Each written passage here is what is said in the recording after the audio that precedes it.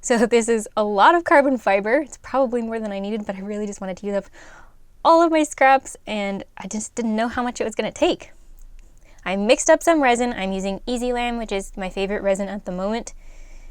And it doesn't actually take a whole lot of resin for this, so I just mixed up a tiny little pot. My best guess at how much it might take. This would be pretty much, I think, impossible with just a single piece of carbon.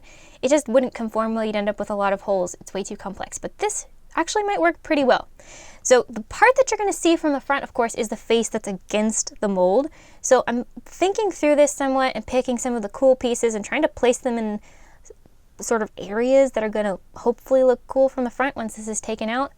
Once I had my sort of feature pieces in place, then I just started layering it in more. Only that front layer is going to show, so the rest of it won't matter. But I'm also just trying to place them to where the whole mold is going to get covered. Because it's so rough inside, it's kind of hard to press even the twill weave down into it, let alone the spread toe, which doesn't conform nearly as well, especially that texturing, because that has a binder in it. There's also some scraps of Weblock and Pro Finish in here that have a bit of a binder on them, but because these pieces are chopped up fairly small, they are probably a little bit easier to work with, but they still conform okay. So now I'm just starting to backfill with some of that debris. I wasn't really sure how much of that I wanted to show from the front. Again, this is just the first experiment, so I'm really just kind of guessing at how it's going to look. And I didn't bother trying to use a brush on this because I knew that the carbon bits would just get caked into it and end up kind of a mess anyways. I don't think it really would have helped. I think it probably would have more pulled the pieces back out versus trying to stick the resin in. So I just used my gloved fingers to press the resin in as best as possible. And we're going to be vacuum bagging this, so that's going to help to make sure that the resin is distributed and hopefully not too many pools of resin in those really, really rough areas. So once I got that fully layered, I have no idea how many layers it was. I'm going to guess somewhere around 3 in some areas, but because it's just all little pieces, there's really no good way to tell. It's probably maybe between 1 and 2 millimeters thick, I would guess. I'm using some some silicone coated nylon peel ply. The reason I'm using this is because it does conform the best to these very rough areas. It's the best for that of any of the peel plies that I have. So it is porous, so it's not going to keep this resin rich so much. It's going to let excess resin flow out into the breather cloth. But that will also allow air bubbles to escape too, hopefully. So it's sort of a compromise there, but it's going to definitely be less resin rich than if I used a non-porous peel ply. This is another place where you can use up scraps. So I always save the little scrap edges from my breather cloth, as long as they don't have any resin stuck in them. I just trim off the good bits and stick those in a bag and use them for projects like this. So you just take all those scraps and stuff them down into the rough areas, and what that's going to do is press the breather cloth against the carbon better than if you just put the bag in there or just a single layer of the breather cloth, because that piled up breather is going to conform best to those irregular shapes. So this is the same method that I used for the hilt of the carbon fiber sword. It worked well for that, so I'm just using it again here.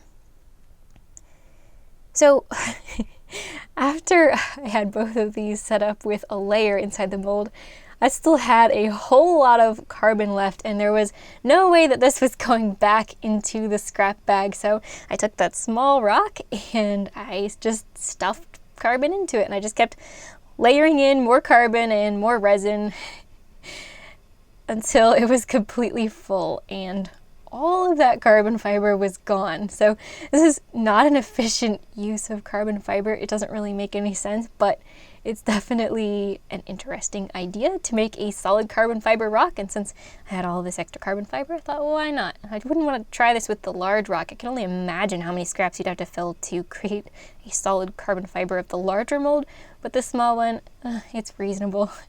And it turned out to be just about the right amount of carbon fiber to make a skin mold of the large rock and a solid carbon fiber and resin mold of the smaller rock. It was easier as you went to fill this up, but man, getting all those little pieces of carbon, it was just everywhere. So I always put down some cardboard. I always save my scrap Amazon boxes for that. And You could see it was quite the battlefield there, but I did get all the carbon into the mold, so we're good to go. No scraps to put back away.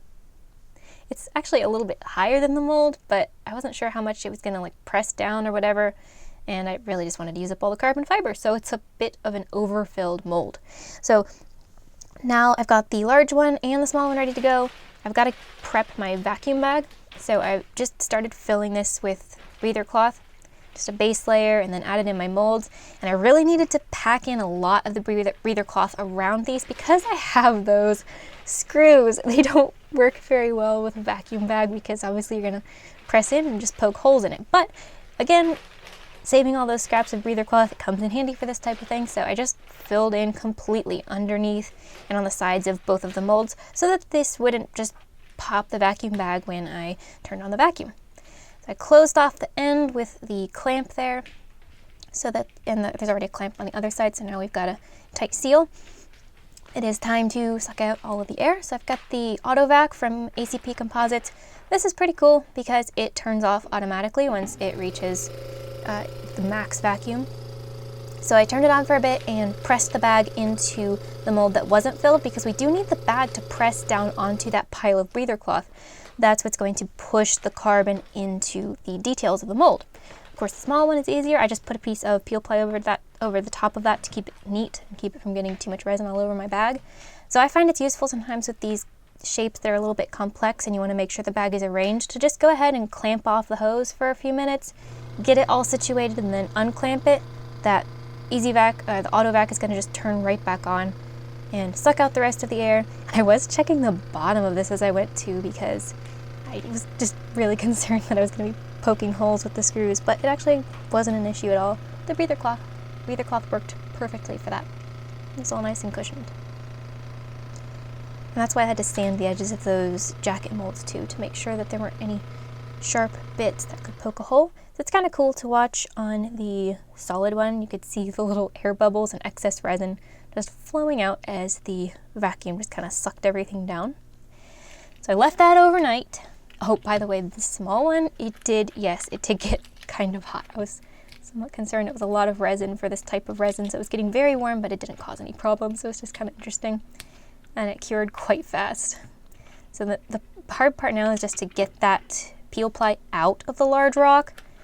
It was really stuck down quite well. So I started out just trying to do it with my bare hands, and then I got my needle nose pliers, and then I wised up after a few splinters and got my gloves and the needle nose pliers and worked at it for a while and was able to get it all out just fine. So then we can pull out the screws, take off the jacket, and the fun part is popping it out of that silicone mold. Super easy to demold with this style of mold. So it came out quite well, and it got into all the crevices, again, quite well. There's some areas that have kind of resin bubbles. I just scraped those off with the knife, so there wouldn't be any kind of loose bits of resin. But for the most part, the carbon reached into all the areas. So we can go ahead and do the same demolding for the small one. Of course, there's no breather cloth to remove, so that's a lot easier. Pops right out, and yes, it's pretty heavy for a carbon fiber piece because it's completely solid. And we have a brim here that needs to be trimmed off on both of these. So of course you got to watch out for those splinters when they're just out of the mold. So I used the Dremel to trim off the excess and then sand down. So with the solid carbon fiber one, there was of course that overbuild area, which it was just too cool to sand off completely. So I trimmed it to be sort of level with the rock and kind of blend it into the organic shape of the rock. But it has these interesting lines where you can see the layers of the carbon fiber that were built up. So that's kind of my favorite part of this small one, I think. It turned out very interesting. For the large rock, I just sanded that same as the small one to remove the brim and trim it to the line of the mold. Of course, it sands very easily because it's just so thin. Now, I wanted it to be flat on the bottom, and it's hard to just eyeball it when you're using a rotary tool with the sanding drum, so I just took a flat piece of, it's a piece of coroplast with some sandpaper that's stuck to it with spray adhesive, and then you just by hand scrape that along, and that's going to make sure that the bottom is pretty much flat. And I always have a brush handy because all that dust starts to build up in your sandpaper and it doesn't work as well. So I've always got my brush there just to clean off the sandpaper and clean off my item as I go. So for the edge of the small one, I did go through a few more grits of sandpaper to get it a little bit closer to the level of sheen of the rest of the rock. I went to 400 and then a few more grits. I didn't get it perfectly polished, but enough to just kind of blend it in so it looks like it belongs. So now the moment of truth. How much do they weigh? The first one is the real rock painted black, and then the hollow carbon fiber version, so that's very much significantly lighter. And then I have the small rock. This is again the real rock, just painted black, so it actually looks a lot like the carbon fiber one, but much heavier. And the solid carbon fiber rock, it is still lighter than the real rock, but it's significantly heavier than the hollow large rock version. So because this is such a small scale, there's not a whole lot of areas on the small one where you can actually see the weave. Mostly it's just black, and then you've got these wavy lines along the bottom where you've got the layers built up. So it's just because it's so small, the weave just couldn't really come through. It was hard to get any large pieces against that face. Plus the texture does start to disguise the weave of the cloth. The larger one, it was just big enough to where there are some areas where you can really see some of that twill weave and some of the spread toe, and that looks pretty cool. The more textured side, you don't really see so much of the weave, but some of the smoother faces, it came through quite well. So it's actually pretty subtle for doing such relatively small rocks with the carbon fiber. So you can imagine with a larger piece done in this type of forged carbon look could be pretty cool. So I ended up using this as a photo prop just for some experimentation here. Turns out it's quite effective if you want to take a dramatic shot of some super glue or your sanding bits or your phone. Semi-useful, a lot of fun. It's definitely worthwhile saving all your scraps of your carbon fiber so you can do some sort of silly project like turning it into rocks.